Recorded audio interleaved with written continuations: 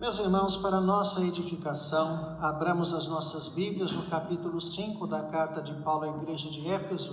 Leiamos o verso de número 29, Efésios 5, 29.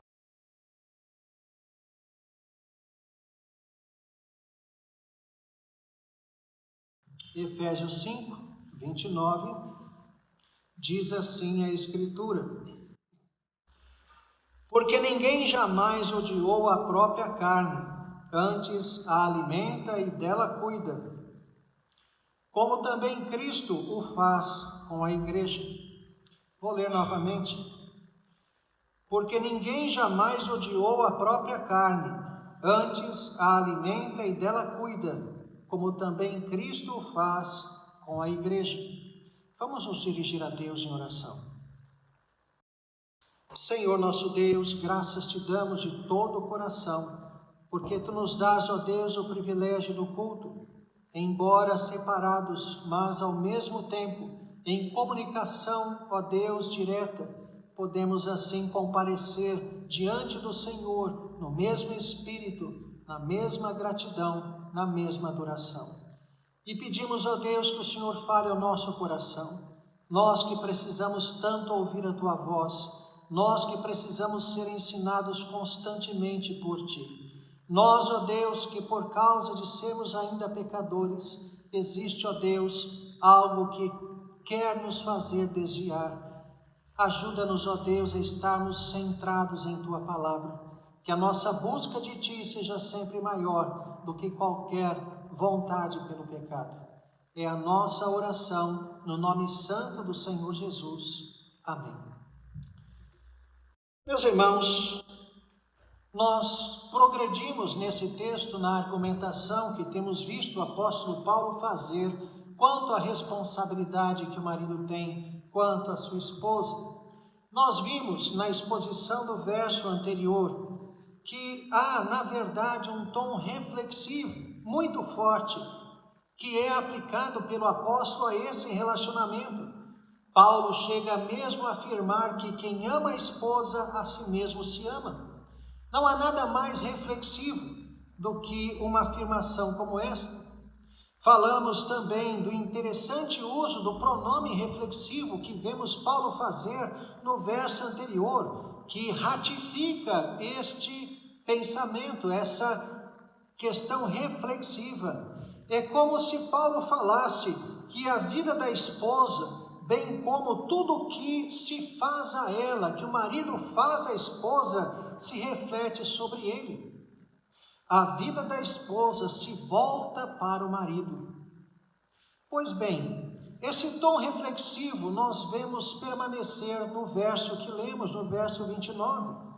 Vimos também que união nas Escrituras é muito mais do que estar ladeado a alguém. É muito mais do que estar simplesmente, espacialmente junto no mesmo lugar, mas na Escritura união significa integração. A paridade, a comparação entre a obra de Cristo para com a igreja e o amor do marido pela esposa também permanecem. E também neste ponto específico, meus irmãos, há uma nuance disso. Pois somos um só corpo com Cristo na figura da igreja, e o marido é uma só carne com a sua esposa. Reparem o quanto é semelhante. Falamos da importância de distinguir aspectos específicos desses relacionamentos. Há coisas que são típicas do relacionamento da igreja e Cristo, Cristo é a igreja, e há coisas típicas do relacionamento do homem com sua esposa. Temos que também lembrar que nem tudo pode ser identificado como paridade entre os dois relacionamentos. Não vamos voltar a falar disso, já falamos bastante. Paulo tem um método bastante elucidativo para deixar o seu ponto de vista muito claro aqui. Para fixá-lo, ele com frequência trata das verdades usando lados opostos. Ele costumeiramente trata de um conceito de forma afirmativa, depois ele pega essa verdade e a reverte para falar de forma negativa, chegando a verdades complementares. E isso é muito interessante. Ele olha pelo ângulo oposto e chega à mesma verdade, mas com ensinamentos complementares. No verso anterior, no verso 28, portanto, ele tinha acabado de dizer: quem ama a esposa, a si mesmo se ama. Também havia dito neste mesmo verso que amar a esposa é amar o próprio corpo. Então veja, agora no verso 29, ele inverte a polaridade do que disse, porque ninguém jamais odiou a própria carne. No verso 28, ele falou de amar o próprio corpo, amar a esposa. No verso 29, ele afirma que ninguém jamais odiou o próprio corpo. Amar o próprio corpo é amar a esposa. Odiar o próprio corpo seria odiar a esposa. Reparem como são verdades antitéticas, mas que significam o cuidado que se tem com o próprio corpo, que inclui aí a ideia de ser uma só carne com a esposa. Assim, meus irmãos, ele alarga a nossa compreensão para que nós, então, alcancemos uma ideia maior. E então temos aí incluída uma ideia extremamente negativa no casamento, que é a ideia do ódio. Primeiramente, compreendamos que o apóstolo está tratando do assunto do ponto de vista ideal. Idealmente, pode-se dizer, nunca jamais alguém odiou o próprio corpo. Mas, meus irmãos, compreendamos que o uso do termo carne aqui não é a natureza pecaminosa, mas é o corpo, como nós temos asseverado, ou a própria natureza física do ser humano. Isso precisa ficar muito bem entendido. O termo carne, mesmo que a palavra seja aqui usada por Paulo, na língua grega, é um termo que o apóstolo usa como um dos pilares de sua teologia para especificar a natureza caída. Na maioria das vezes que Paulo recorre a esse termo, ele tem uma noção pejorativa, danosa. Carne é o velho homem, carne é a natureza caída, mas não é esse o sentido aqui. E temos que separar esses sentidos. Aqui ele está falando de corpo, ele está falando de natureza física. Paulo desenvolveu a noção de que carne é a existência do homem sem Cristo, quando ele dá conceito teológico a isso. Não é o sentido aqui. Esse sentido teológico fala de alguém simplesmente morto na alma. Todo ser humano nasce um aborto espiritual. A sua alma está morta quando ele nasce apenas um corpo vivo, mas uma alma morta. E por isso o homem se desenvolve apenas numa esfera de vida material e física. Por isso, meus irmãos, as energias do homem caído, o seu foco, as suas realizações, as suas alegrias, todas são voltadas, todas estão restritas tão somente à existência física. Ele não enxerga as verdades de Deus, não pode vê-las. Está morto espiritualmente. Alguém só pode conhecer a Deus mediante o toque do Espírito Santo em seu coração, ao infundir-lhe então uma natureza espiritual, uma vida espiritual que ele não tinha, que é a primeira ressurreição que passa todo o eleito, a ressurreição da alma, o novo nascimento.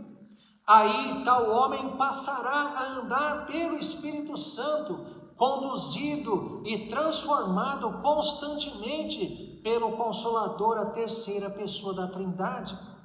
No entanto, o apóstolo usa a carne no nosso texto, não nesse sentido, não no sentido de natureza caída de velho homem, mas no sentido de corpo. E isso, meus irmãos, é muito importante. O mesmo verso, ou o verso anterior, mostra isso, que Paulo está falando de corpo. A compreensão dos sentidos de carne é de suma importância. Por exemplo, na Idade Média, desenvolveu-se uma prática terrível, perniciosa, e que ainda é encontrada em alguns lugares, talvez até de catolicismo rústico no Brasil, ou em lugares do mundo, que se origina exatamente da má compreensão desses termos, ou dos sentidos desse termo, não distinguindo os significados de carne como corpo e como natureza maligna, que são bem diferentes e definidos nas Escrituras, então se reconhece no corpo o lugar do pecado. Identificou-se o corpo como o lugar que se pode combater o pecado. Está em linha com o pensamento grego que via o corpo como algo maligno que prendia a alma. E por isso, criou-se vários mecanismos para tentar sufocar o pecado através do corpo.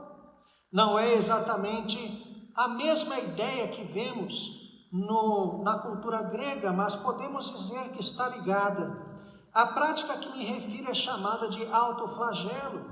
Procurava-se punir o corpo, flagelar o corpo como forma de purificar a alma. A própria Inquisição, quando se queimava o corpo, também tinha algum sentido nisso. Percebe-se, portanto, meus irmãos, que não é o mesmo no pensamento grego, embora também levasse os gregos, a alguns grupos, pelo menos, a desprezar o corpo, exatamente por reconhecê-lo como algo mau. A fisicalidade era ruim, era má. Então vejam que quando nós não separamos esses dois significados, os resultados são danosos. De qualquer forma, portanto, não se combate pecados flagelando o corpo. Jejuns, por exemplo, não são penitências. Não é uma forma de pagar pecado ou de vencer pecado. Não há penitência que se possa fazer o homem para ajudá-lo a vencer pecados ou até mesmo para pagar pecados. A afirmação paulina de que ninguém jamais odiou o próprio corpo indica, portanto, condições ideais. Certamente pode-se enquadrar alguns casos de suicídio como ódio de si mesmo, pessoas que não se aceitaram, pessoas que não estão contentes às vezes com a sua própria aparência, que tiveram frustrações com o seu próprio corpo. O que quero dizer, meus irmãos, e deixar bem claro, portanto, é que há sim pessoas que odeiam a si mesmas, mas algo reconhecido como desequilibrado, como algo maligno que está ligado à entrada do pecado no mundo. Entendamos que o ódio está intrinsecamente ligado à queda de Adão. Antes da queda, não se conhecia qualquer atitude destrutiva. Não havia morte. Lembremos que o ódio é uma das modalidades de morte. O nosso Senhor, ao fazer a exposição dos mandamentos no Sermão da Montanha, ele destaca que não é apenas o ato de matar alguém que quebra o mandamento, não matarás, mas tudo aquilo que alguém faz deliberadamente contra o outro, visando o mal do outro, já é morte, já é quebrar o mandamento. E se eu fizer isso apenas no coração, já é pecado.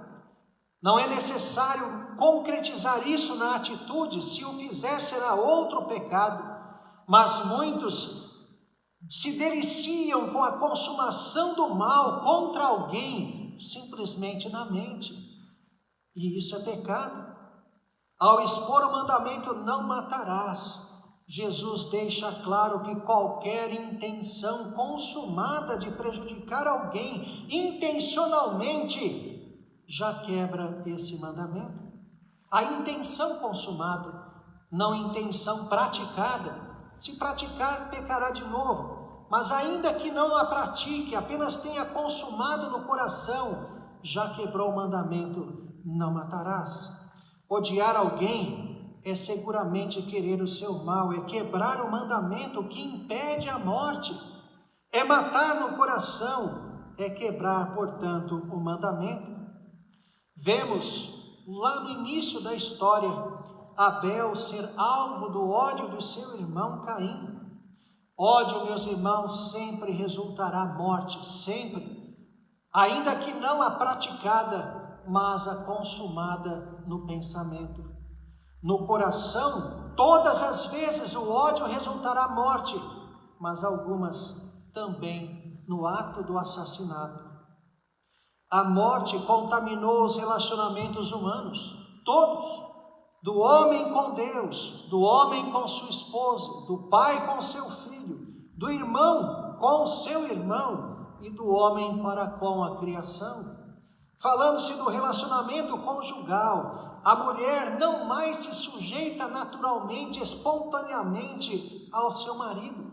Não é mais assim. Há atritos no trato conjugal. E Deus já havia deixado isso claro a Eva: o teu desejo será para o teu marido e ele te dominará. Não é mais um relacionamento amistoso. Eis o motivo também de vermos casamentos dissolvidos como um ácido sulfúrico pelo ódio. Às vezes, meus irmãos, há até mesmo assassinatos, os chamados crimes passionais.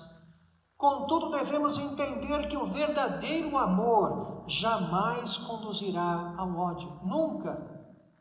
O ódio está baseado e é resultado de um extremo sentimento possessivo, bem como de orgulho ferido, por não aceitar que o cônjuge tenha feito algo que feriu a honra ou que expôs de alguma forma a pessoa. Ódio nunca é consequência de amor, mas de paixão e orgulho, que nada mais é do que paixão por si mesmo.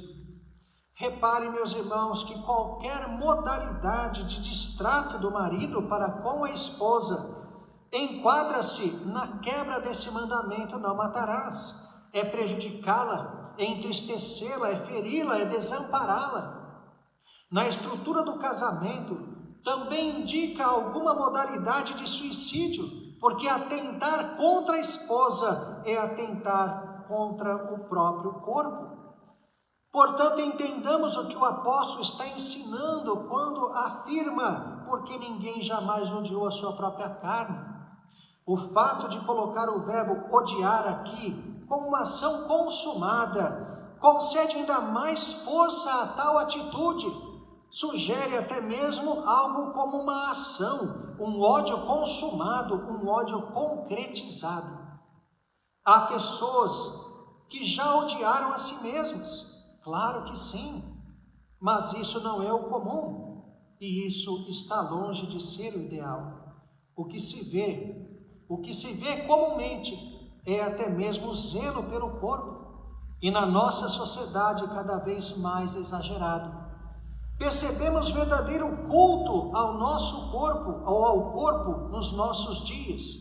De igual forma, o erotismo exacerbado e toda forma de imoralidade que reina em nossa sociedade mostram, destacam, evidenciam a religião do corpo, mais propriamente a sua liturgia. Idolatra-se a si mesmo e o corpo é usado como meio de adoração. E por meio dele se busca toda forma de prazer, mesmo no masoquismo, mesmo nas perversões dos homens.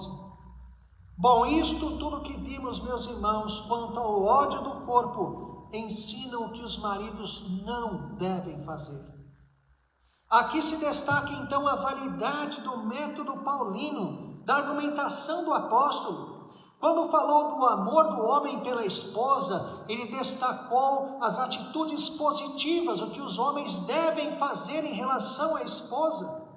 Mas a responsabilidade deles tem o seu horizonte expandido ao mostrar também o que o marido não pode nunca jamais fazer, qualquer modalidade de ódio.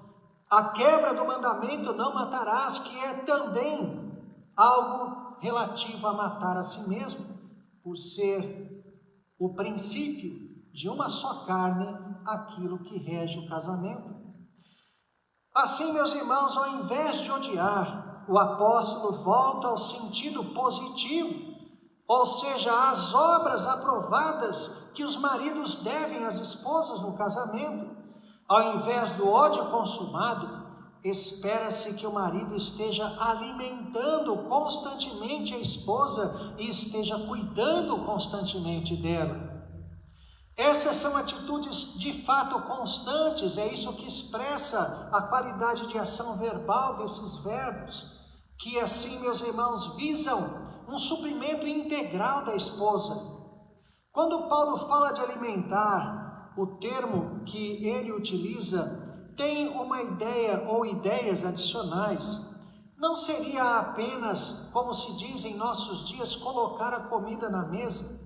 É certo que, mirando a ideia do corpo, a figura do corpo que Paulo utiliza, o sentido mais próximo seria de alimentar o corpo, de mantê-lo. Mas na figura do casamento, jamais entendamos que o papel do marido se cumprirá em colocar comida dentro de casa. Isso é muito simples, isso qualquer um poderia fazer. Não é deixar que a esposa não passe fome, não é simplesmente isso. A ideia do termo inclui trabalhar pelo seu crescimento. O marido, a responsabilidade do marido está no investimento para desenvolver a esposa, para torná-la madura. É como se Paulo dissesse que os maridos devem investir na construção da vida de sua esposa. Não é apenas a comida, é tudo o que é necessário para que ela cresça saudável, não apenas no corpo, mas também na alma. O termo traduzido por cuidar, que também evidencia essa atitude contínua, fala de aninhar, do cuidado carinhoso que o marido deve ter para com a esposa. É aquela dedicação, meus irmãos, que se vê no trato conjugal. Aqui cabe uma reflexão. Há casais chamados crentes, onde se percebe um trato conjugal sofrível entre os cônjuges. Embora seja possível ver esposas que desfazem de seus maridos publicamente, nosso foco aqui é o marido. Como foca ver casais crentes nos quais nota-se certo desdém, certa desconsideração, destrato, grosseria do marido para com a esposa. O marido, ao invés de tratá-la com carinho, trata-a de forma grosseira. Meus irmãos, tal procedimento é errado, é injustificado e não pode simplesmente ser explicado por temperamento ou cultura. Se é temperamento, o Espírito Santo de Deus é mais do que suficiente para transformar as atitudes do marido. E se é questão de cultura, nenhuma cultura está acima das Escrituras. É a Bíblia que modela a cultura, nunca o contrário. Nunca poderemos aceitar que uma cultura modele aquilo que as Escrituras estabelecem como comportamento cristão. Em missiologia, existe até mesmo uma expressão comum usada para isso, que se fala dos aspectos demoníacos de uma cultura, de comportamentos culturais totalmente inadequados e contrários àquilo que se vê nas Escrituras. Você que é um marido cristão, repare na forma com que trata a sua esposa. Mas isso não pode ser simplesmente um disfarce, não deve ser apenas uma contenção. Você gostaria de tratá-la de forma rude, mas você está fingindo um comportamento carinhoso. Isso é hipocrisia, isso é ator. Não é isso. É necessário buscar forças em Deus para quebrar qualquer tipo de prática, comportamentos que já estão cristalizados no casamento. Haja de fato em prol de sua esposa. Modifique seu comportamento, modifique a forma de tratá-la. Quanto à sua responsabilidade de alimentar, já temos dito que isso inclui muito mais do que simplesmente o alimento físico. Fala-se do necessário alimento para a alma, é necessário fazer um investimento espiritual na vida da esposa. Você quer ter uma sábia conselheira que vá te ajudar com sabedoria em todas as decisões?